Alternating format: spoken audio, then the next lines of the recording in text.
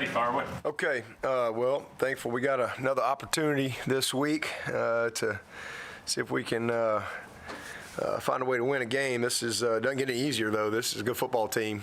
Similar to us. I think they're better than their record. Not much has changed when you watch NC State. They're tough, they're physical, they're aggressive, they're well coached, and really know their scheme well. Looking at the defensive side, I mean, they're an odd front, double cloud. You got to do a great job having pressure answers against these guys.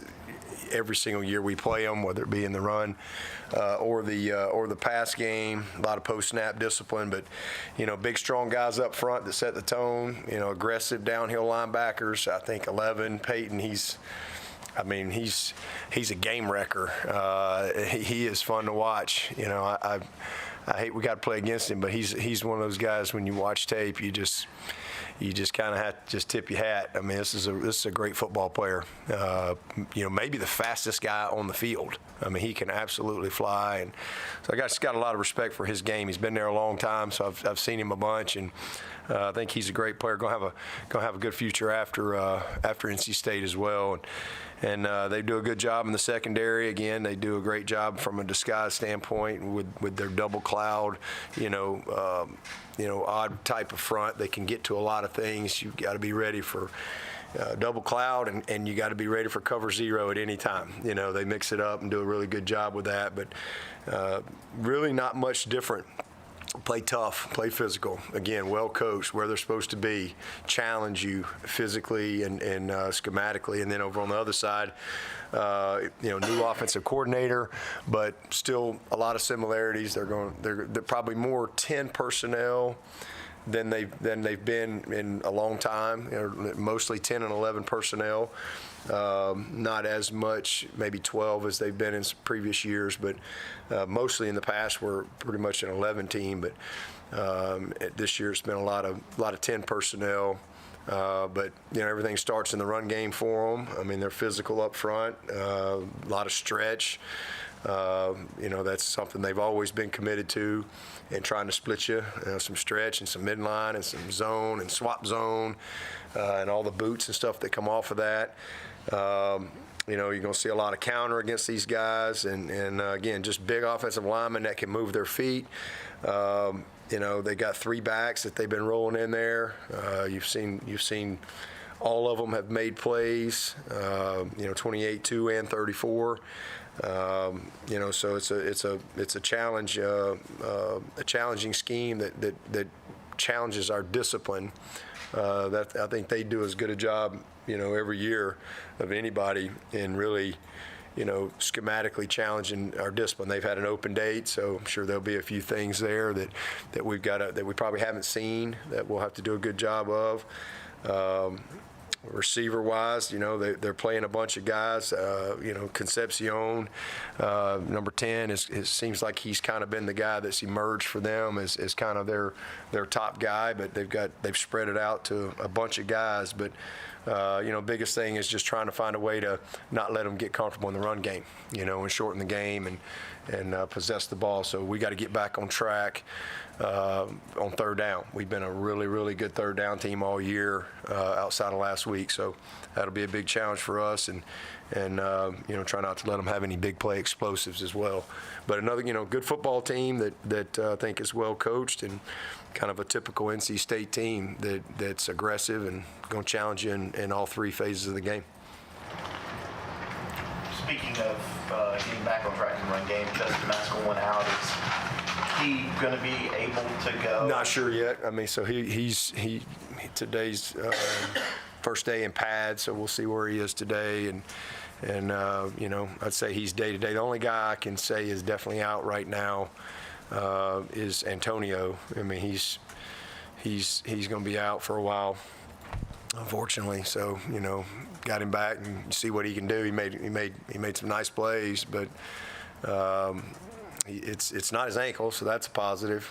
It's more of kind of underneath his toe area. So he's probably going to be a few weeks. So hopefully we'll get him back maybe end of the season, or maybe the last couple games. I don't know. We'll just have to see how he responds. It'd be kind of week to week with him.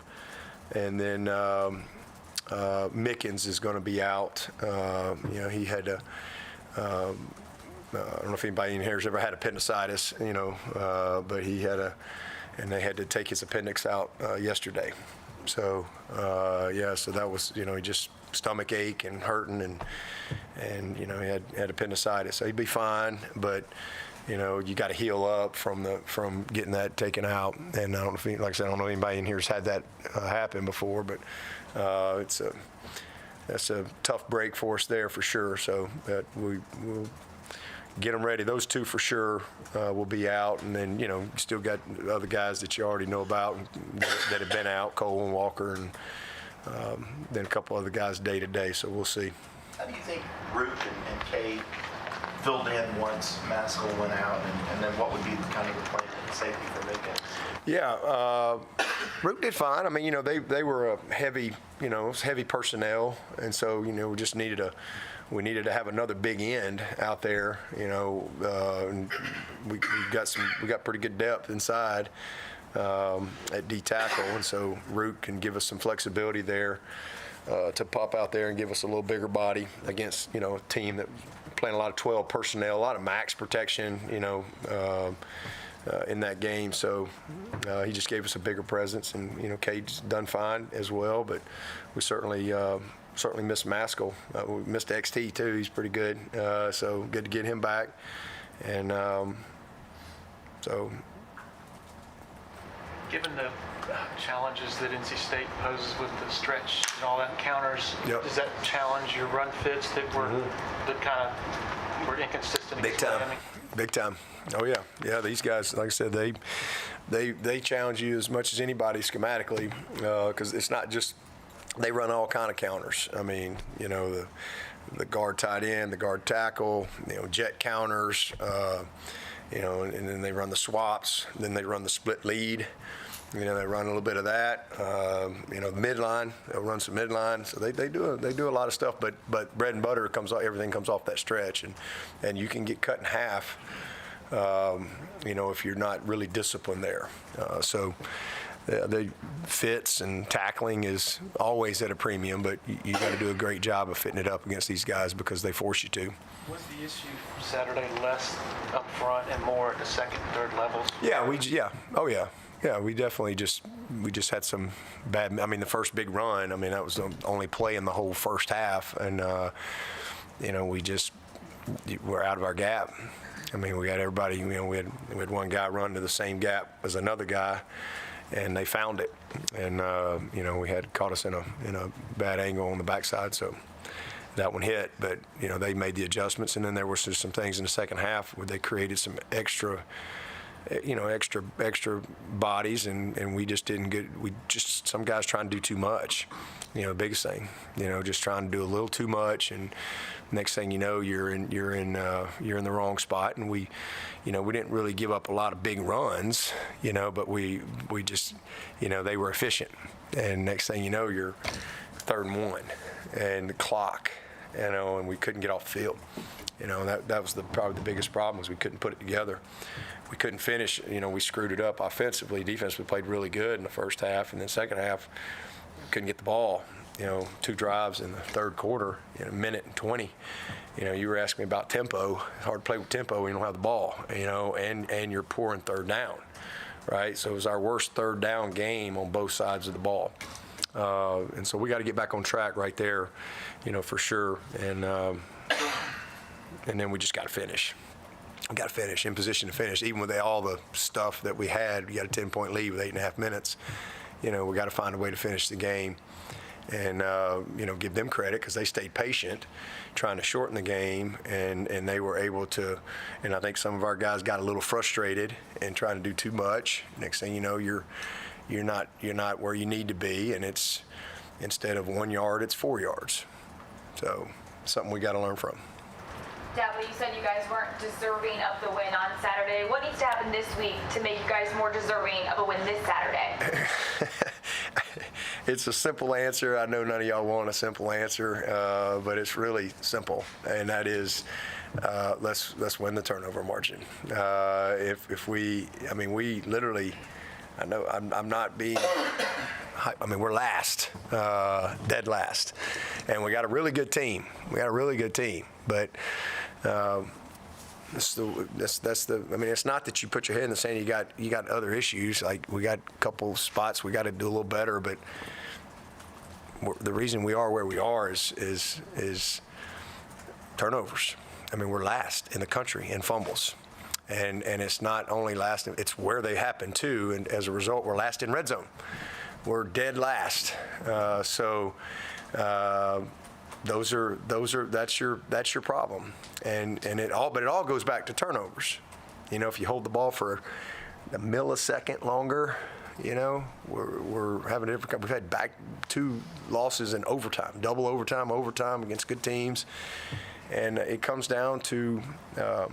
I mean, the game really isn't complicated when sometimes you're just not good enough. You know, sometimes you just, you don't match up well or,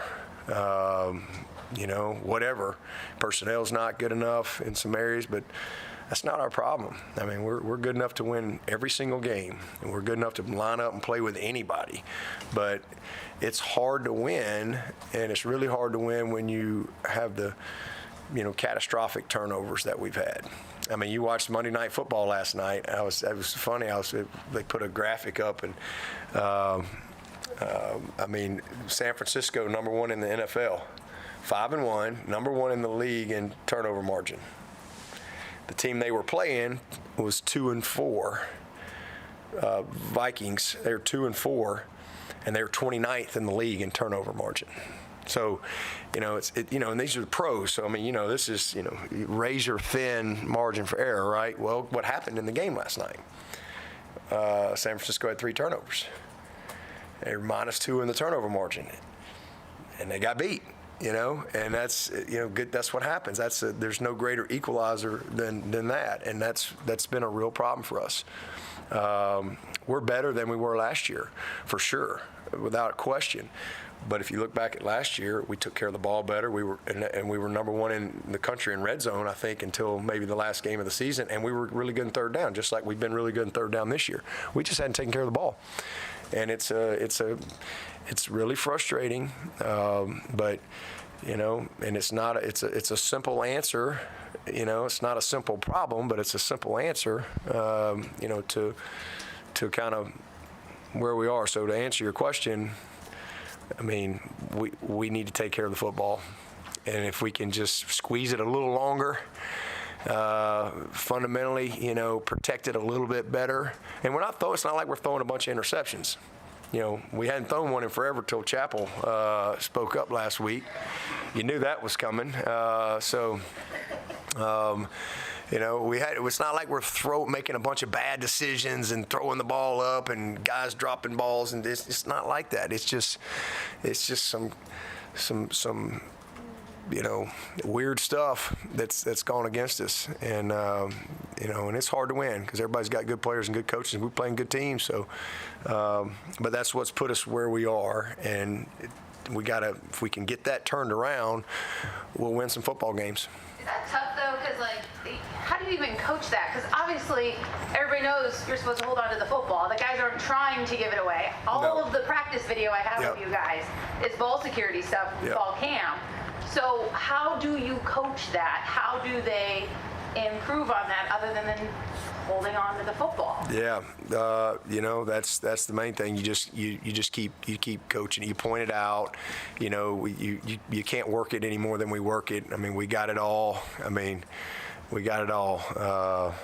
Becky from Gaffney told me I need to give them all a ball. She's from Gaffney, right? Is it Greer? Gaffney. Yeah, Becky from Gaffney told me that I got to give them all a ball to carry around the class and sleep with it too. So maybe we'll try that. But I mean, we do everything. I mean, we video everything. It's a million ball security drills. We do that. It's just sometimes, like I said, this is a tough game. It's a tough game. And it hurts to lose any time, but when you know that you're in position to win and you're not quite finishing, and it's you've got some self-inflicted, but you got to give the other team credit. I mean, they're working hard too, and it's just been the timeliness of some of them and how it's happened. And it's not just a sack; it's a sack, fumble, 70-yard touchdown. I mean, we've had some tough breaks there, but that's football.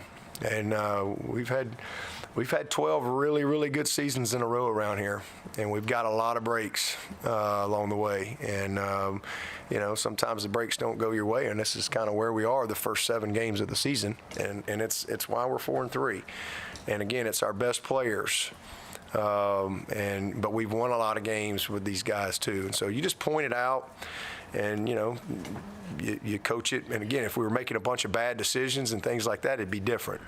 But this is a contact collision sport, and we've got to find a way to minimize it and just win the margin. But it's been a painful process to this point. Beyond the turnovers, in the red zone, how would you rate y'all's efficiency? It seems like there have been quite a few tackles for loss and penalties that have put y'all in some more difficult situations in the red zone. Yeah. We've had a couple ball handling issues. We had the snap.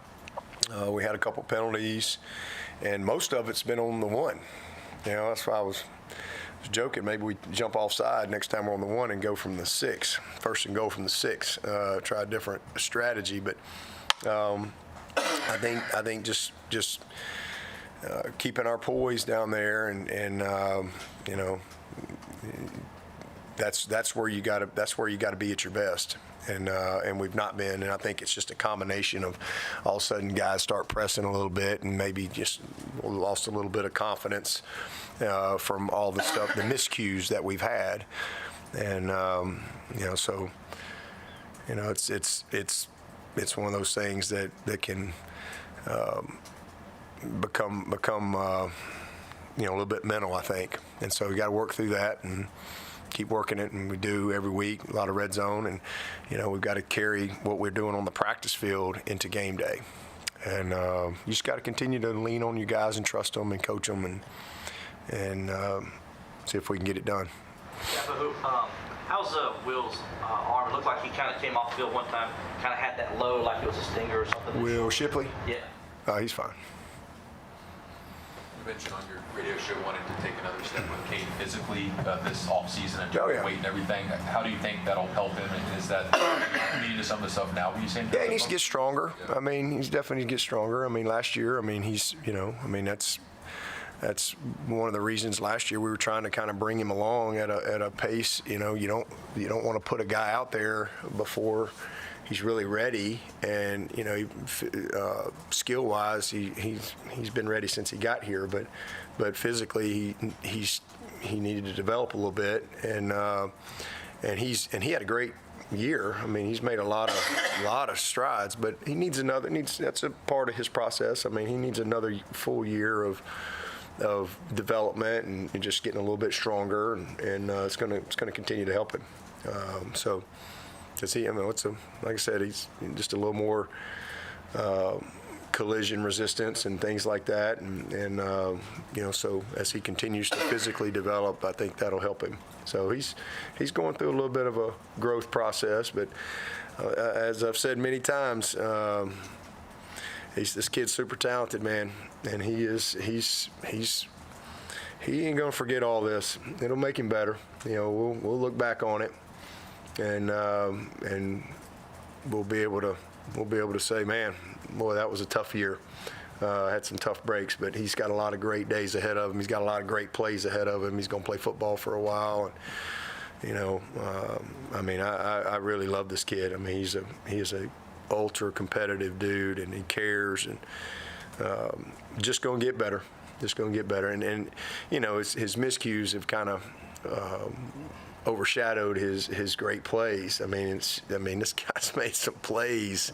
He's made some big time plays that you just go, okay, most normal people can't do that. And so there's a lot of encouraging things, but in the midst of where we are at a place like Clemson, it's frustrating, especially when you're right there in position to win. If you weren't good enough and you're just getting your butt handed to you, it'd be different. But it's not the case. I think you've also mentioned a couple of times on your radio show is that the pieces of the next championship team you really believe are here. Yep. What is it from your experience tells you, and amid what we're going through right now, that could possibly be the case? Yeah, the maturity and the leadership of the young guys on this team. This is a good group. It's a really special group of young people that have the right mindset. They just got the right mindset, the right maturity, and it's easy. I can see it coming. I mean, I can see there's a lot of great moments ahead with the guys on this roster. My heart hurts for the guys that aren't going to get another opportunity, because they deserve it and they've worked so hard. But that's football, it's 3 phases, it's 11 guys, and you got to get it done as a team, and you're all in it together. And these guys have stayed together. That's been encouraging. It's been really good leadership from that standpoint.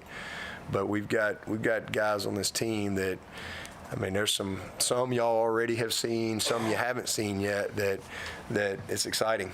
We've got a good nucleus of guys that I think are going to be like some of the best leaders that we've had come through this program when it's all said and done. I'm excited about that. I guess who were some of those guys? The freshman sophomore class. Yeah, for that whole freshman class, first of all, I think is special group. I think Cade's group is a really special group. That second year group, really special. We got top to bottom. I think we've signed a lot of great players.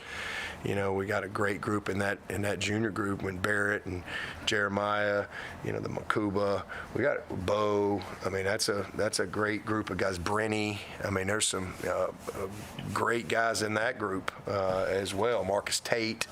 And we got another great recruiting class coming in. So it's just, I just really like the foundation that we have. But it's a lot of these young guys that we've hit on, and it's easy to see that. And again, some of them y'all have seen already, and others you will see in due time. So, but the maturity, just the mentality that they approach, football with, is encouraging. Dirty on Pickens. Is he? You say week to week with the surgery? Yeah, it could be 2 weeks, 3 weeks. I don't know just how. He's just got to heal up from. He'll be, like I said, he'll be fine, but it's just got to heal up from the surgery part. Dabo, a little bit more on Cade. So much has been made the last few days about the 4th and 1 decision and not going with the handoff, going with the option. When you have a player like that, a leader like that, who doesn't run something as it's called, what is the conversation like with a kid like that? Yeah, what were you thinking? Why? What happened? And you just kind of go through that process, and he's one of the most compliant guys we could ever have here. It's not like he's a defiant guy. He just, sometimes ball players, try to make a play, and sometimes, again, just like defensively, sometimes it's no different when we got a guy that's supposed to be in this gap, but he's not in that gap because he's trying to do too much, right? So just being disciplined and just stay within the system.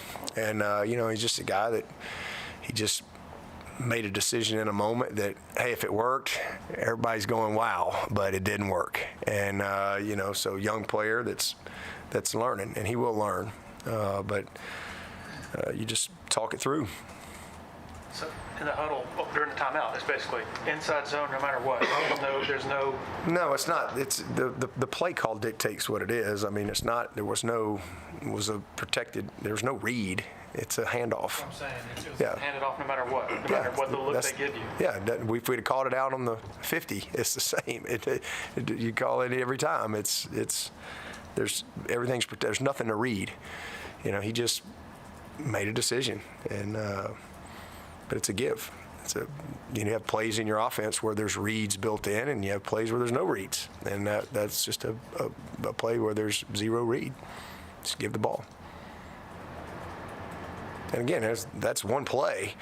You know, I mean, we can sit here and magnify that play. I know that was a critical moment, but I mean, goodness gracious, we had a 3rd and 14 as well.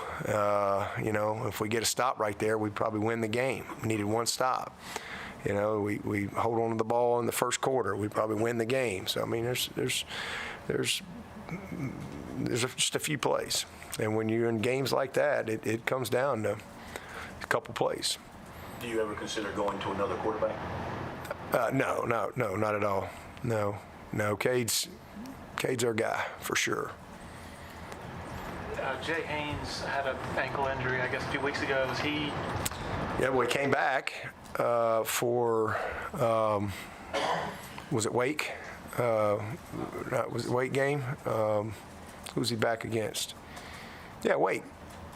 He was coming back, or maybe it was yeah, he was back. He was back for the Wake game, and then we scrimmaged a little bit. No, he missed the Wake game. He was back for this game. He was back for the Miami game, and we did a little scrimmage. We did a little young guy scrimmage on I guess last Wednesday maybe, and he got rolled up and kind of. Actually, his ankle was okay. I think it was more his plantar fasciitis deal. So he was out. That's why he couldn't go. I hate that too, because he's a guy that really was kind of coming and was having a really good open date. And he's one of those guys I was talking about earlier that y'all don't really know much about, but we're really excited about this kid. Is there a chance you can see film off on the goal line some more, bigger back? See anybody. I mean, it ain't have anything to do with it. I mean, just hang on the ball. I mean, I'll take Shipley. I'll take Moff. I'll take either one of them. Take either one of them. No problem with either one of those guys. Phil fumbled on the goal line too, and it went 70. You know, we've done that too.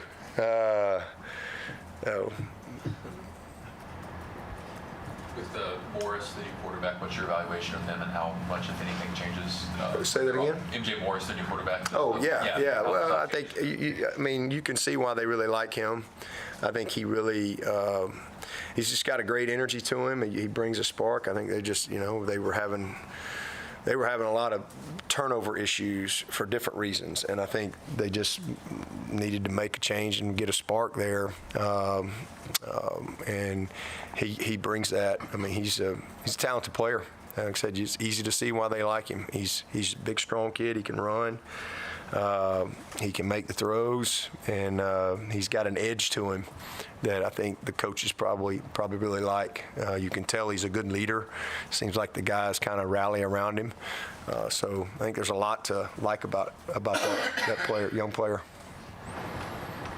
I guess with Antonio out for a little bit, how do you feel about the depth at receiver behind Tyler, Troy, and Dabo? Well, it'd be nice if we had two starters, Cole Turner and Antonio, back, but we don't. But we do have better depth than we've had in quite a while, so that was something we were excited about coming into the season.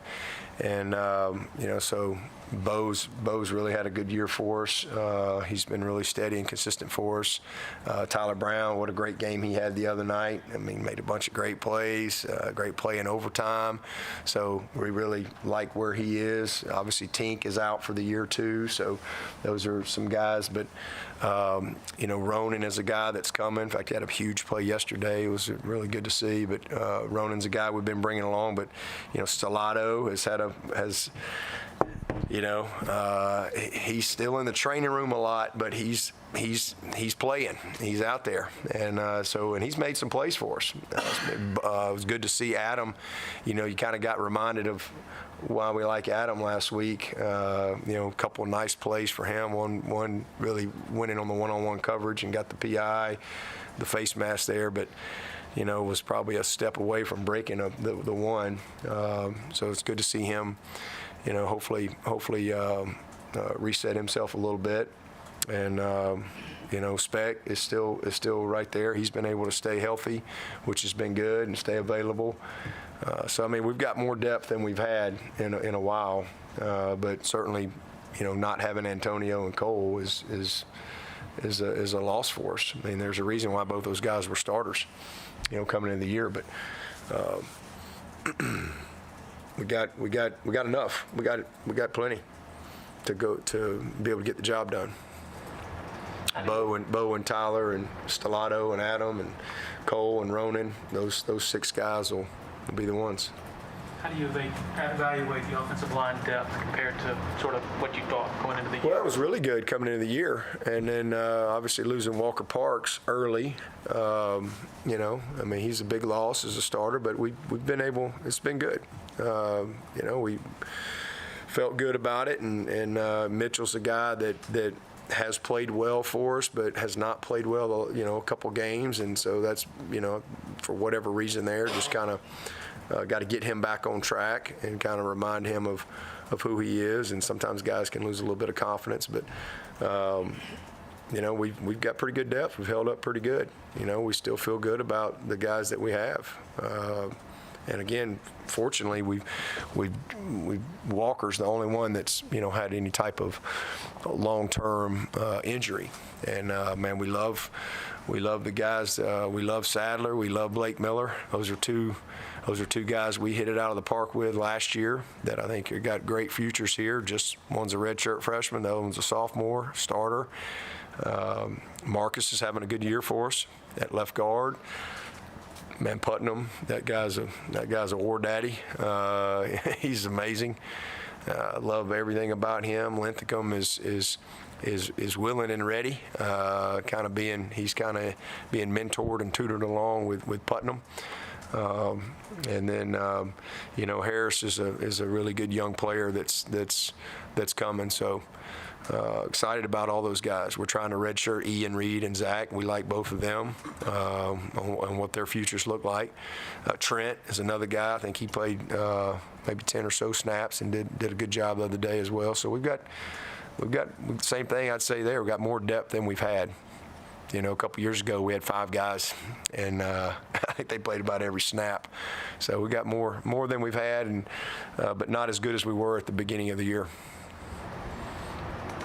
You mentioned Jeremiah's, talking in the locker room afterward. You hope that's a point for him, that's a moment for him, or maybe he becomes a little bit more vocal on this team. Mm-hmm. Yeah, I think sometimes you those are the positives of getting into adverse situations. Sometimes for some people it brings the worst out in them, and for others it brings the best out in them. And it was really good to see, Trotter really just kind of assert himself that way.